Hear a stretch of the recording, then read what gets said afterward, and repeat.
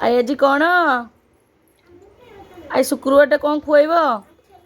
ମାଛ ଖାଇବ। ମାଛ? ତମେ ତ ମାଛରେ ରହିଗଲ ଆଉ ଜାଣିଲ। କି ମାଛ? ରୋହି? ରୋହି ରୋହି ଦେଶୀ ରୋହି। ଆଉ ତା ସାଙ୍ଗେ ଏଇଟା କ'ଣ ଥୁଆ ହେଇଛି ପରା? ଚିକେନ୍। ଚିକେନ୍ ପକୋଡ଼ା କରି ଖାଇବେ। ପକୋଡ଼ା କରି ଖାଇବେ? ମାଛ କ'ଣ ହବ? ଝାଲ କରିବ ନା କ'ଣ କରିବ? ପଖାଳ ମାଛ ଭଜା।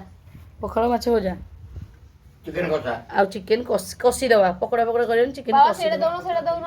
ତ ଆଜି ଆସିଛି ଚିକେନ୍ ଆଉ ତା ସହିତ ରୋହି ମାଛ।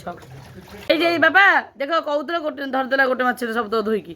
ଶିଖିଛି କାଠୁ ପଚାରୁ କାଠୁ ଶିଖିଛି? କାଠୁ ଶିଖି ନଥିଲା, ଏଠି ଶିଖିଛି କାଠୁ। ଏଇ ଗୋଟେ ହାତ ରଖିବା। କାଠୁ ଶିଖିଛ?